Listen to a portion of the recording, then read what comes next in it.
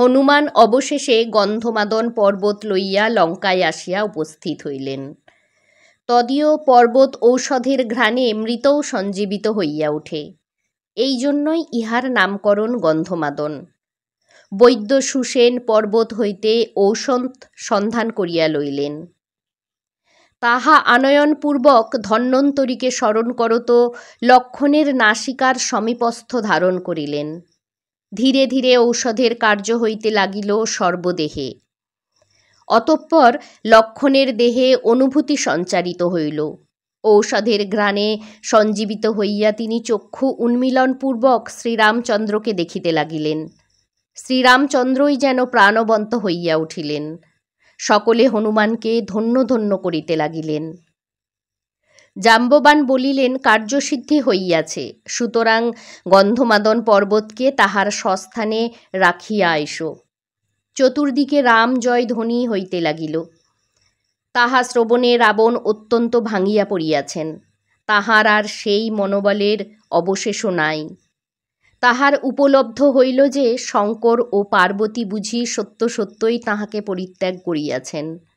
তাহার চক্ষু হইতে অবিরল অশ্রুধারা বহির্গত হইতে থাকিল এবং শোকে অভিমানে তাহার দেহ জীর্ণ শীর্ণ আনন মলিন হইয়াছে। তাহার দুঃখসাগরে জননী নিকষা তাহার সমীপস্থ হইলেন এবং তাহাকে আবার বোঝাইতে লাগিলেন এবং পূর্বোপলব্ধির কথা স্মরণ করাইয়া দেন। শেষ রক্ষার জন্য নিকষা রাবণকে মহিরাবণ নামধেয় এক পুত্রের কথা স্মরণ করাইয়া দেন, যিনি পাতালে বাস করেন। রাবণ তখন তাহাকে স্মরণ করিলেন। মহিরাবণ লঙ্কায় আসিয়া উপনীত হইলেন। পরম স্নেহে মহিরাবণকে আদর করিলেন দশানন এবং সকল সমাচার তাহাকে বলিলেন। তাহা শ্রবণে মহিরাবণ ভীষণ আস্ফালন করিতে লাগিলেন।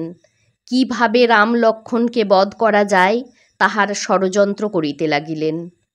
রাম লক্ষ্মণকে পাতালে লইয়া যাইবেন এই পরামর্শই ঠিক করিলেন। রাবণ এবং মহিরাবণে যে সকল মন্ত্রণা হইল তাহা বিভীষণ পাখি হইয়া আসিয়া কর্ণগোচর করিলেন। সেই সংবাদ শ্রীরামচন্দ্রকে দিলেন। সূচিভেদ্য নিস্তব্ধ গম্ভীর প্রগাঢ় তমসালিপ্ত মধ্য বিভাবরী। বিভীষণের পরামর্শে একটি গড় নির্মিত হইল। সেই গড়ের ভিতর রাম লক্ষ্মণকে রাখিয়া তাহার চতুর্দিক পাহারার ব্যবস্থা করিলেন। বিভীষণ অদ্যরাত্রিতে সকলকে অত্যন্ত সাবধানে থাকিতে বলিলেন। সাবধান করিয়া দিয়া তিনি গড়ের চতুর্দিক পর্যবেক্ষণ করিতে যাইলেন। জনক রাবণকে প্রণামপূর্বক মহিরাবণও ওই দিকে বহির্গত হইলেন। শ্রীরাম সমীপে যাইলেন, সঙ্গে কাহাকেও অথবা কোনো বস্তুই বহন করিয়া লইলেন না। তিনি স্থির করিলেন মায়া প্রভাবের দ্বারা শ্রীরাম লক্ষ্মণকে হরণ করিবেন। মহিরাবণ দেখিলেন বিভীষণ গড়ের বহির্দেশে প্রহরারত অবস্থায় রহিয়াছেন। গড়ে কিরূপে প্রবেশ করিবেন? তিনি মায়ার সহায়তায় নানা রূপ ধারণপূর্বক হনুমান সমীপে উপনীত হন। কখনো দশরথ রূপে, কখনো ভরত রূপে, কখনো কৌশল্যা রূপে, কখনো জনক রূপে সকল মায়ায় নিষ্ফল হইয়া যায়। শেষে বিভীষণ রূপে সকলকে মায়ার প্রভাবে অচেতনপূর্বক গড়ের ভিতর প্রবেশ করিয়া শ্রীরাম লক্ষ্মণকে লইয়া সুড়ঙ্গ পথে পাতালে যাইলেন। কিয়ৎক্ষণ পরে গড় পরিদর্শন করিয়া বিভীষণ হনুমান সমীপে উপনীত হইলেন। তাহাকে দর্শনমাত্র হনুমানের বিস্ময় হইল এবং তিনি বলিলেন, কিছুক্ষণ পূর্বে আপনি গড়াভ্যন্তরণে প্রবেশ করিলেন, আবার বহির্গত হইলেন কোন পথ দিয়া? ইহাতে আমার সন্দেহের উদ্রেক হইতেছে।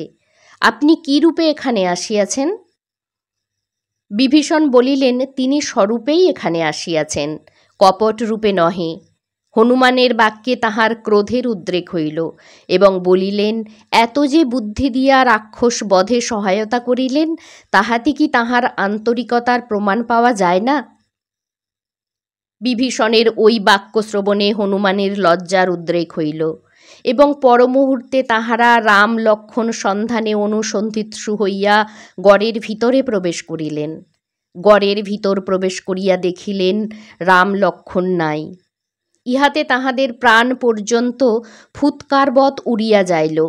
বিভীষণ ভূমিতে শায়িত অবস্থায় রোদন করিতে লাগিলেন। সকল বানর দলের ভিতর হাহাকার পড়িয়া যাইল।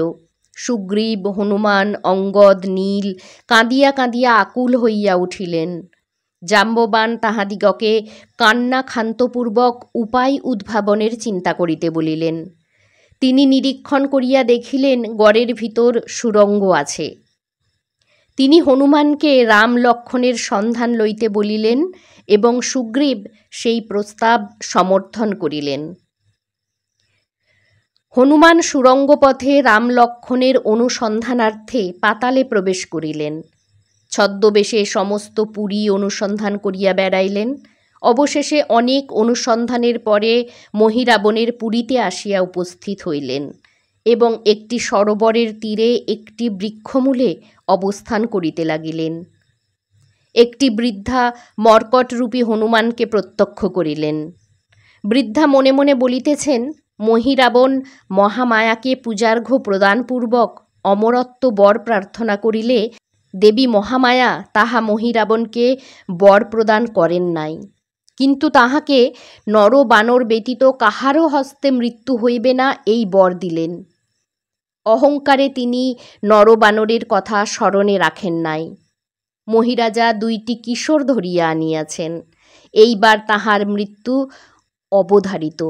একটি কপি আগমন করিয়াছে প্রত্যক্ষ করা যাইতেছে। হনুমানের তাহা কর্ণগোচর হইল। শ্রবণ মাত্র হনুমান তাহার উদ্দেশ্য পাইলেন। তাহার পরবর্তী মুহূর্তে ঘাটে আসা সকল রমণীদিগের প্রশ্নের উত্তরে সেই বৃদ্ধা প্রকাশ করিয়া ফেলিলেন যে মহামায়ার কাছে আজ 2টি নরকিশোর বলি দেওয়া হইবে। সেই হেতু রাজপুরীতে উৎসবের সমারোহ। সেই বাক্যও হনুমানের কর্ণগোচরীভূত হইল। শ্রবণ করিয়াই হনুমান রাজার অন্তঃপুরে গমন করিলেন। দেখিলেন লৌহের কারাগারে রাম লক্ষ্মণ বন্দী। চতুর্দিকে রাক্ষসগণ সতর্কভাবে প্রহরারত। হনুমান মক্ষিকারূপ ধারণ করিয়া কারাগারে প্রবেশ করিলেন। অনন্তর স্বরূপ ধারণপূর্বক শ্রীরাম লক্ষ্মণকে প্রণাম করিলেন।